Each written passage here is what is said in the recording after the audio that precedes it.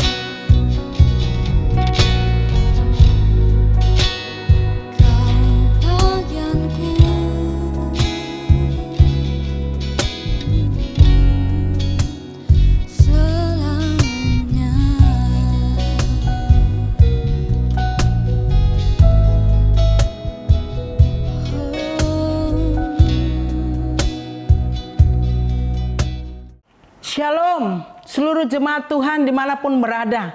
Salam jumpa dalam damai Kristus yang senantiasa memenuhi hati kita semua. Secara khusus pagi hari ini kita ada di dalam ibadah online Super Sunday Minggu 20 September 2020. Mari sebelum kita melanjutkan acara kita mendengarkan kebenaran firman Tuhan, mari kita berdoa bersama-sama. Bapa yang baik, betapa hati kami bersyukur pagi hari ini. Satu kesempatan yang Kau percayakan bagi kami semua umat tebusan darah-Mu. Memenuhi panggilan-Mu untuk berkumpul bersama-sama di dalam nama-Mu Tuhan Yesus. Untuk duduk diam di kaki-Mu Tuhan, mendengarkan Engkau firman hidup kekal itu. Sebab kami merindukan Engkau, membutuhkan Engkau. Karena itu Roh Kudus menolong kami semua, menaungi kami semua, memberi kami hikmat pengertian akan kebenaran firman-Mu. Kami mengucap syukur, menyerahkan ke dalam tangan-Mu Roh Kudus. Penyertaan-Mu nyata di tengah-tengah kami semua. Dalam nama Yesus kami berdoa, haleluya, amin, amin. Puji Tuhan, jemaat yang dikasihi Tuhan, senang bertemu kembali. Sebelum kita mendengarkan kebenaran firman Tuhan, saya mau mengajak semua jemaat Tuhan yang saat ini ikut bersama-sama dengan saya ada di dalam ibadah online Super Sunday. Kita akan mendengarkan firman Tuhan, namun sebelumnya kita lakukan yang sudah biasa atau menjadi gaya hidup kita bersama. Angkat Alkitab saudara di tangan saudara, mari kita bersama-sama deklarasi. 1, 2, 3. Inilah kabar baik. Saya diselamatkan oleh kasih karunia Allah, bukan oleh perbuatan saya. Saya dibenarkan, saya diubahkan, dan saya diberkati di dalam Dia. Sekarang saya tahu segala sesuatu terjadi dalam hidup saya untuk kebaikan, karena saya dipanggil sesuai dengan rencananya. Bersama kita hidup untuk kemuliaan Allah. People is our mission. Connect with God and make disciples. Greater blessing. Mari beri kemuliaan yang meriah bagi Allah kita. Puji Tuhan. Minggu ini kita akan mendengarkan lanjutan dari kebenaran firman Tuhan yang telah disampaikan minggu yang lalu. Dari Yakobus 4 ayat 13 sampai 16. Kita belajar bagaimana saudara dan saya diingatkan oleh firman Tuhan melalui hambanya Yakobus. Supaya setiap orang percaya sungguh-sungguh mempercayakan seluruh rencananya ke dalam tangan Tuhan. Jadi dalam kehidupan sehari-hari, segala apapun yang Tuhan percayakan di tangan kita, kita percayakan kepada Tuhan. Dan saat ini kita akan melanjutkan apa yang disampaikan Yakobus yang luar biasa. Kita akan lihat dari Yakobus 4 ayat 17. Mari kita baca bersama-sama. 1, 2, 3. Yakobus 4 ayat 17. Jadi, jika seorang tahu bagaimana ia harus berbuat baik, tetapi ia tidak melakukannya, ia berdosa.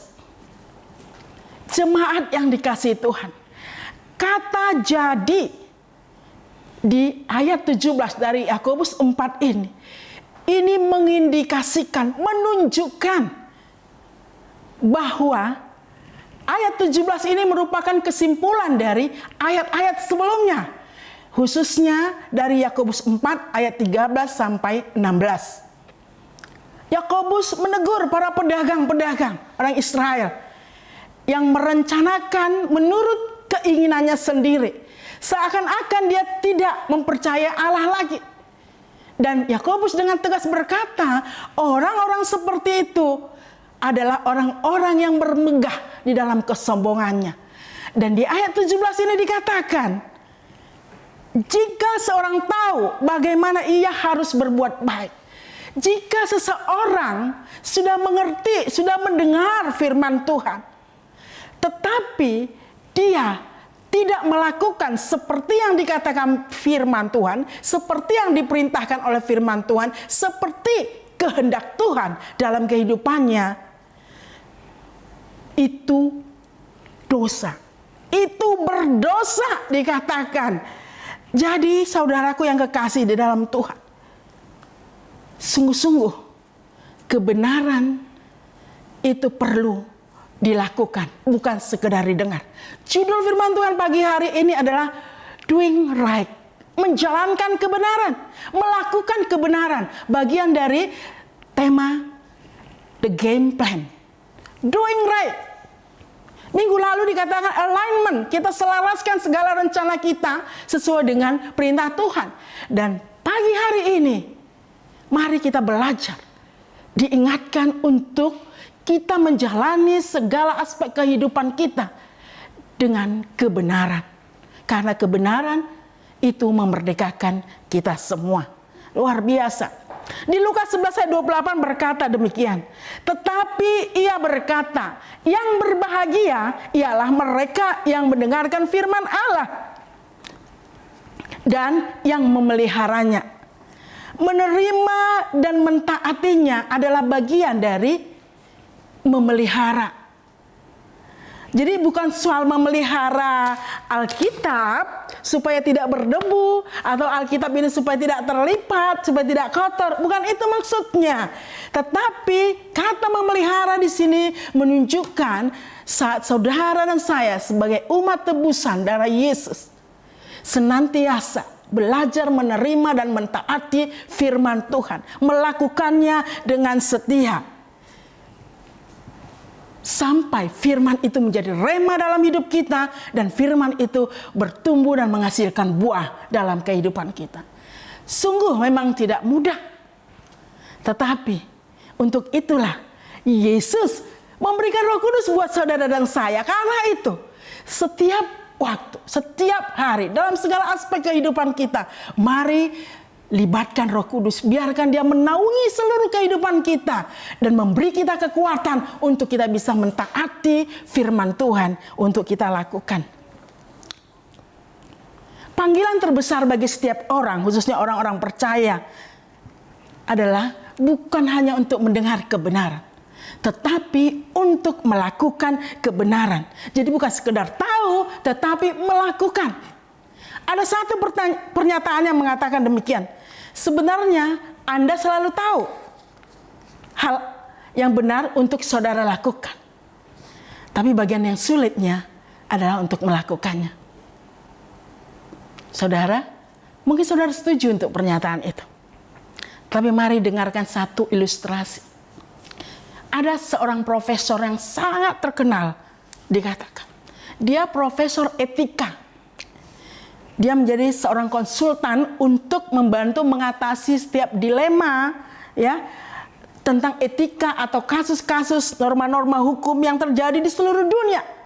Nah, berulang kali ia mengajukan wawasan yang mendalam untuk menjawab berbagai pertanyaan yang diajukan kepadanya tentang moral dan sangat rumit.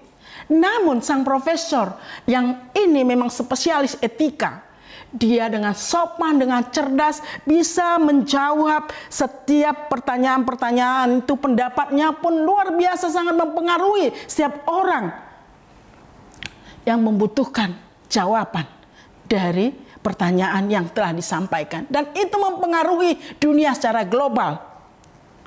Namun sayangnya, guru besar, sang profesor yang luar biasa ini,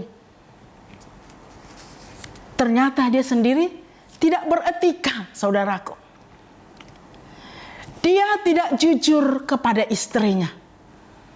Bahkan dia mempermalukan kampus atau universitas di mana dia bekerja di sana.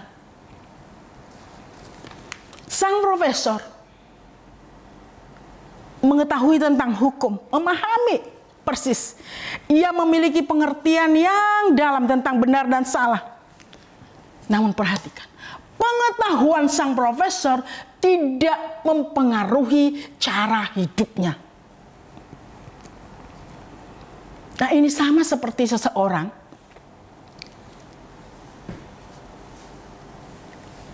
yang duduk dekat piano dan di depannya ada not-not yang harusnya bisa dijalankan atau dilakukan untuk membuat sebuah lagu. Tapi itu tidak dilakukan. Bahkan seorang ahli bangunan dia sudah memiliki desain untuk sebuah bangunan, dan juga di depannya sudah terkumpul bahan-bahan bangunan yang banyak. Tapi sayangnya dia tidak melakukan apapun. Dia tidak membangun sebuah gedung apapun. Nah, orang seperti ini, dan bahkan mungkin kebanyakan orang seperti ini, itu sama seperti orang yang tidak memiliki Kristus di dalam kehidupannya. Karena Kristuslah yang menciptakan dan memiliki rancangan bagi masa depan setiap orang. Kolose 1 ayat 16 berkata, segala sesuatu yang ada telah diciptakan oleh Dia dan untuk Dia. Karena itu betapa bijaknya bila saudara dan saya, orang-orang percaya, untuk setia mengikuti setiap rencananya. Nah, pagi hari ini mari kita lihat dari kebenaran firman Tuhan dari Yakobus 4 ayat 17. Ada 3 poin yang perlu kita perhatikan, perlu kita pahami untuk terus menguatkan, meneguhkan kita untuk kita bisa doing right, menjalankan kebenaran dalam setiap sisi aspek kehidupan saudara dan saya hari lepas hari. Yang pertama dikatakan, kelalaian adalah ketidaktaatan yang disengaja. Kelalaian adalah ketidaktaatan yang disengaja. Dari Yakobus 4:17 tadi saya bacakan kembali. Jadi jika seorang tahu bagaimana ia harus berbuat baik, tetapi ia tidak melakukannya, ia berdosa. Berbuat baik mengandung arti dia mendengar dan menerima, serta melakukan atau mentaati firman Tuhan tersebut. Jadi kelalaian yang dimaksudkan di sini adalah melalaikan untuk hidup bagi kehendak Allah. Jadi sikap yang lalai akan kehendak Allah itu dikatakan dosa. Firman Tuhan yang mengatakannya, bukan saya. Yohanes 14 ayat 15 berkata, jikalau kamu mengasihi aku, kata Yesus, kamu akan menuruti segala perintahku. Jikalau saudara dan saya mengasihi Yesus, maka kita akan menuruti segala perintahnya. Tetapi saat dengan sengaja kita tidak melakukan sesuatu, padahal kita tahu hal itu diperintahkan oleh Allah untuk saudara dan saya, maka artinya dengan sengaja kita tidak mentaati Tuhan. Saudaraku, berjalan bersama Tuhan dan mentaati perintah-perintahnya berarti kita mengerjakan secara aktif. Artinya dalam ketaatan kita akan setiap perintahnya, doing right tadi, akan ada dampak, ada hasil yang dapat dilihat, ada proses perkembangannya. Itu buktinya. Di Lukas 12 ayat 47 sampai 48 itu bercerita mengenai hamba. Saya akan bacakan secara cepat. Dikatakan, adapun hamba yang tahu akan kehendak tuannya, tetapi yang tidak mengadakan persiapan atau tidak melakukan apa yang dikehendaki tuannya, ia akan menerima banyak pukulan. Ayat 48, tetapi barang siapa tidak tahu akan kehendak tuannya dan melakukan apa yang harus mendatangkan pukulan, ia akan menerima sedikit pukulan. Setiap orang yang kepadanya banyak diberi, daripadanya akan banyak dituntut. Dan kepada siapa yang banyak dipercayakan, daripadanya akan lebih banyak lagi dituntut. Kristus telah memberikan teladan bagaimana ia menempatkan kehendak Bapa sebagai yang terutama dalam hidupnya. Sebagai hambanya, hendaknya kita menjadikan kehendak Tuhan sebagai yang terpenting dan yang terutama, lebih dari apapun. Amin, saudaraku. Sebagai hambanya, biarlah kiranya kita menjadikan kehendak Tuhan yang terpenting dan yang terutama dari apapun dalam kehidupan saudara dan saya. Bagaimana kita mengetahui kehendak Tuhan? Mulailah terus bergaul dengan Tuhan dan tinggallah di dalam firman-Nya setiap hari. Amin. Dan poin yang kedua yang perlu saudara miliki, jaga untuk kita tetap ada di area orang-orang yang menjalankan kebenaran sebagai anak-anak terang. Kedua, integritas. Saya baca sekali lagi di ayat 17 dari Yakobus 4 tadi. Jadi jika seorang tahu bagaimana ia harus berbuat baik, tetapi ia tidak melakukannya, ia berdosa. Jadi apa yang dikatakan itu juga yang dilakukan. Sebenarnya itulah integritas, ya. Di 1 Yohanes 3 ayat 17 sampai 18 saya baca lagi. Barang siapa mempunyai harta duniawi dan melihat saudaranya menderita kekurangan, tetapi menutup pintu hatinya terhadap saudaranya itu, bagaimanakah kasih Allah dapat tetap di dalam dirinya? Anak-anakku, marilah kita mengasihi bukan dengan perkataan atau dengan lidah, tetapi dengan perbuatan dan dalam kebenaran. Roma 2 ayat 13. Karena bukanlah orang yang mendengar hukum Taurat yang benar di hadapan Allah, tetapi orang yang melakukan hukum Tauratlah yang akan dibenarkan. Jadi bukan yang mendengar tapi yang melakukan. Jadi sangat baik apabila ketika saudara dan saya mendapat kesempatan menasehati seseorang dengan firman Tuhan, itu baik. Itu dampak dari pertumbuhan kerohanian saudara dan saya sebagai anak-anak Tuhan. Menasehati seseorang sesuai dengan firman Tuhan. Tapi itu akan menjadi percuma saudara yang dikasih di dalam Tuhan kalau kita hanya menggunakan kata-kata kita, namun tidak nampak dari sikap kelakuan saudara dan saya. Perkataan dan perbuatan selaras, sinkron. Itulah integritas. Mari kita belajar mulai mengambil keputusan untuk mengaplikasikan, menerapkan apa yang benar di dalam kehidupan kita. Jadi mengetahui kebenaran itu baik, tapi akan sangat baik jika kita melakukan kebenaran itu. Karena kebenaran yang tidak dilakukan sama halnya bukan kebenaran. Melakukan apa yang benar, bukan apa yang mudah. Lukas 12:43 berkata, berbahagialah hamba yang didapati tuannya melakukan tugasnya ketika tuannya itu datang.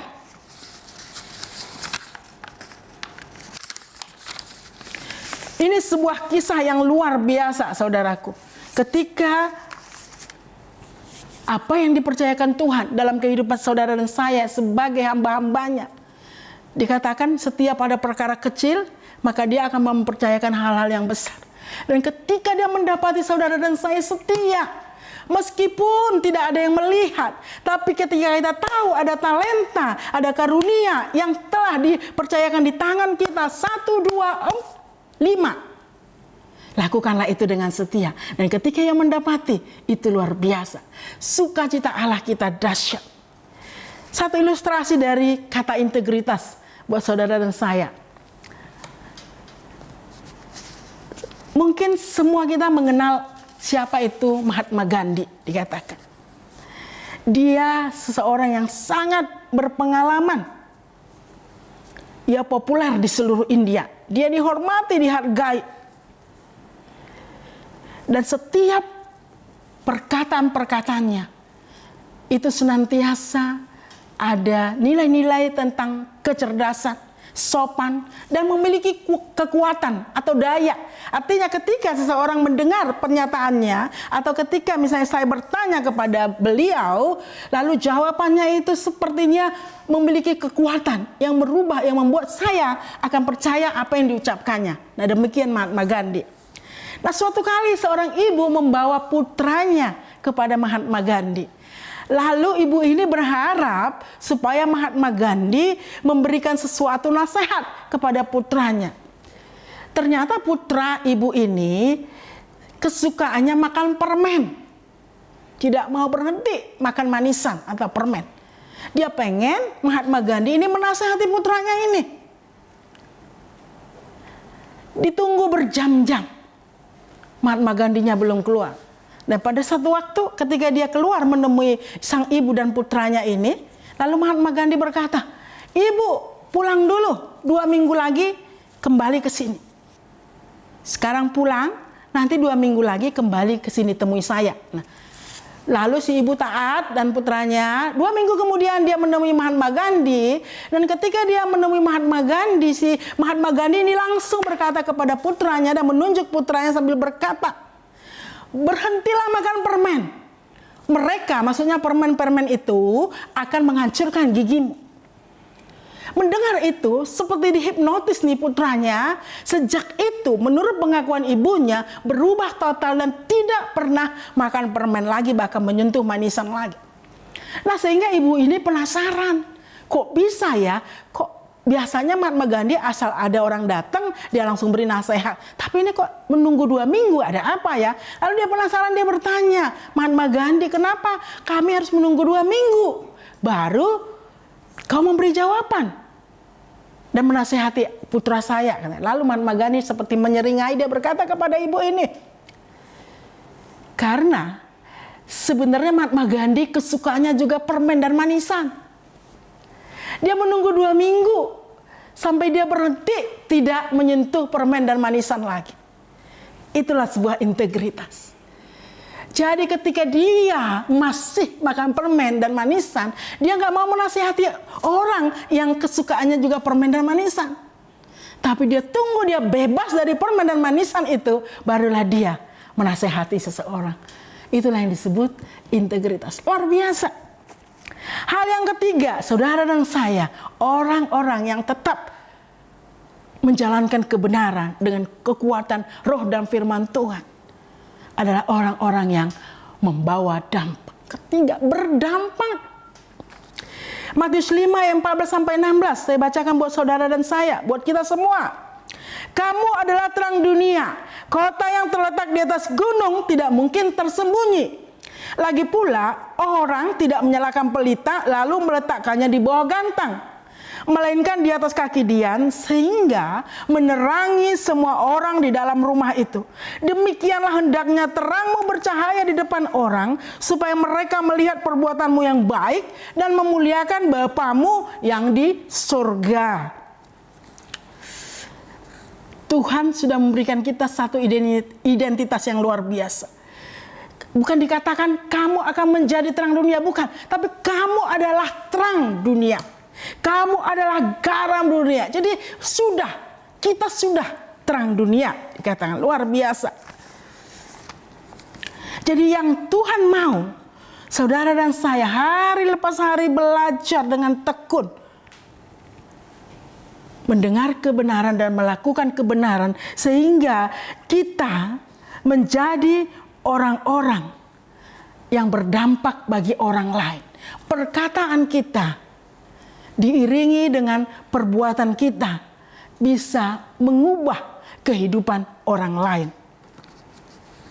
Jadi biarkan hidup kita yang berbicara, bukan dengan indahnya kata-kata kita. Ada perkataan yang berkata demikian, "Action speaks louder than a voice." Perbuatan itu lebih dahsyat kuasanya daripada sekedar hanya kata-kata. Jadi belajar kebenaran yang kita dengar diaplikasikan dalam perbuatan. Sehingga orang menilai kita bukan hanya dengan apa yang kita sampaikan, tetapi dengan kebenaran yang kita lakukan. Dan itu akan membawa dampak yang luar biasa. Seseorang akan belajar melihat kehidupan kita. Kita menjadi surat Kristus yang terbuka. Orang melihat, oh dahsyatnya Allahnya yang sudah mengubah hidupnya. Dan aku percaya, aku juga mau belajar seperti dia. Kalau dia hidupnya diubah oleh Allahnya, aku juga mau Allahnya dia mengubah hidupku. Dan dia akan memegang puncak jubah orang-orang percaya, dikatakan. Dia bertanya, tunjukkan aku Allah. Ajari aku tentang firman Tuhan-Mu. Hari-hari terakhir itu dinubuatkan akan terjadi. Biarlah itu terjadi lewat kehidupan saudara dan saya yang senantiasa melaksanakan kebenaran firman Tuhan dan hidupnya berdampak. Yang terakhir ada satu ilustrasi yang luar biasa. Jadi ada sebuah penelitian di sebuah kelas taman kanak-kanak. Ya, jadi ada satu rombongan peneliti ini, mereka pergi ke sebuah kelas taman kanak-kanak. Jadi seorang guru TK ini berkata kepada anak-anak sekitar 30 orang di dalam kelas itu, anak-anak, ini permen dan kue-kue ibu taruh di atas meja. Ibu akan keluar sebentar, nanti setelah ibu kembali ke kelas ini, ibu akan bagi permen dan kue-kue ini bagi kalian semua. Nah, si ibu keluar, dan sang peneliti yang ada di kelas itu buru-buru langsung memasang CCTV. Ya, CCTV di kelas tersebut. Dan mereka mulai meneliti kelakuan dari 30 orang anak-anak TK ini. Lalu mulai kelihatan tuh ada beberapa anak-anak TK mulai pergi ke meja di mana ada permen dan kue-kue lalu mengambilnya, dan ada sebagian ragu-ragu, tapi akhirnya mereka ikut ke meja, menghampiri meja, mengambil makanan dan permen-permen itu. Hanya sedikit yang duduk diam dan taat mengingat apa yang diperintahkan ibu gurunya tadi. Saudara yang kekasih di dalam Tuhan, 30 tahun kemudian sang peneliti ini mengulangi penelitiannya untuk 30 anak-anak ini. Mereka nggak anak-anak lagi, sudah dewasa semua. Ternyata dari hasil penelitiannya, anak-anak yang duduk diam dengan taat ditemui kehidupannya, keluarganya, keberhasilan pekerjaannya, usahanya itu semuanya sukses luar biasa. Tapi anak-anak, kan mereka tadi catat ya, mereka catat perilaku anak-anak tersebut, sang peneliti mencatat. Ditemui orang-orang atau anak-anak tadi yang tidak mentaati apa kata gurunya, mereka didapati orang-orang yang gagal baik dalam keluarga maupun dalam usaha mereka. Itu beda dahsyatnya kuasa dari ketaatan. Kebenaran yang memerdekakan.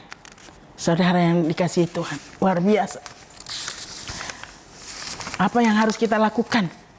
Jemaat yang dikasihi Tuhan, mari kita belajar melakukan kebenaran, yaitu firman Tuhan yang akan memerdekakan kita tanpa kompromi. Tidak ada kata alasan. Kalau tanpa kompromi artinya nggak ada alasan apapun. Jalankan seutuhnya apa yang diperintahkan Tuhan, apa yang menjadi kebenaran, yaitu perintah Tuhan. Lalu mari kita aplikasikan dalam kehidupan kita. Jangan ambil jalan pintas. Kalau memang sepertinya kita akan kalah ketika kita taat berjalan dalam kebenaran, itu lebih baik daripada kita merasa menang, tetapi kita chat dengan ketidakbenaran. Kompromi.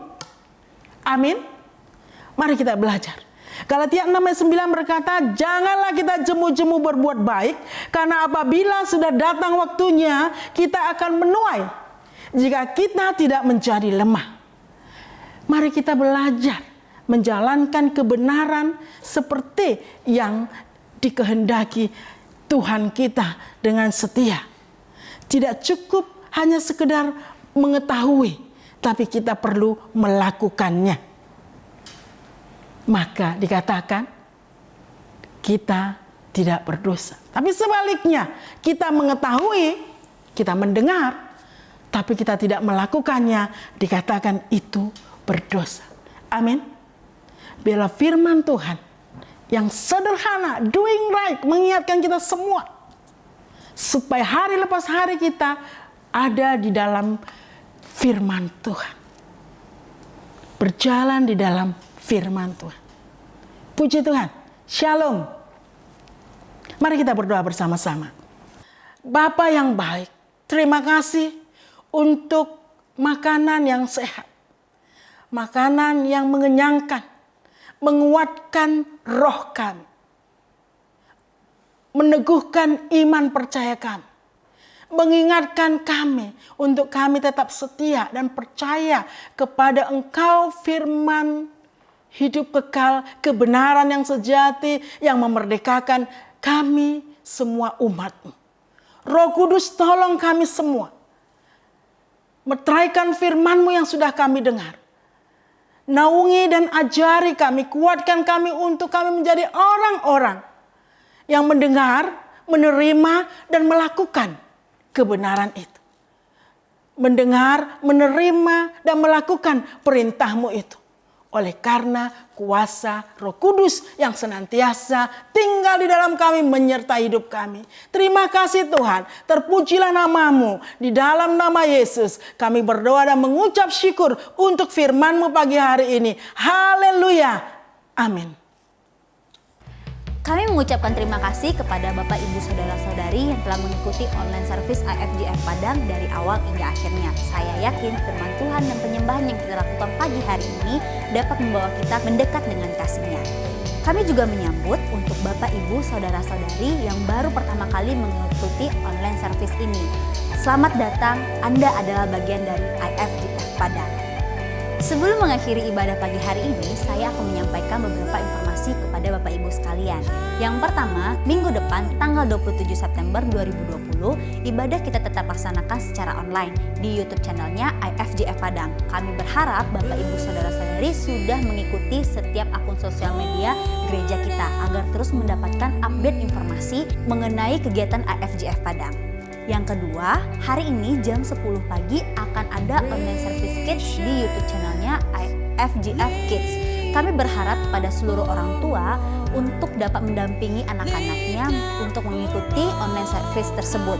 Dan yang ketiga, doa malam tetap dilaksanakan setiap hari Selasa jam 7 malam menggunakan aplikasi Zoom. Linknya akan dikirimkan melalui WhatsApp group IFGF Padang di setiap minggunya. Dan yang keempat, bagi Bapak Ibu Saudara-saudari yang rindu memberikan persembahan persepuluhan, buah sulung maupun ucapan syukur dapat mentransfernya ke rekening atas nama IFGF Gizi Padang. Sekian informasi yang dapat saya sampaikan pagi hari ini. Tetap teguhkan hati dan iman kita dan percaya bahwa Tuhan senantiasa memberkati setiap langkah kita. And God bless you.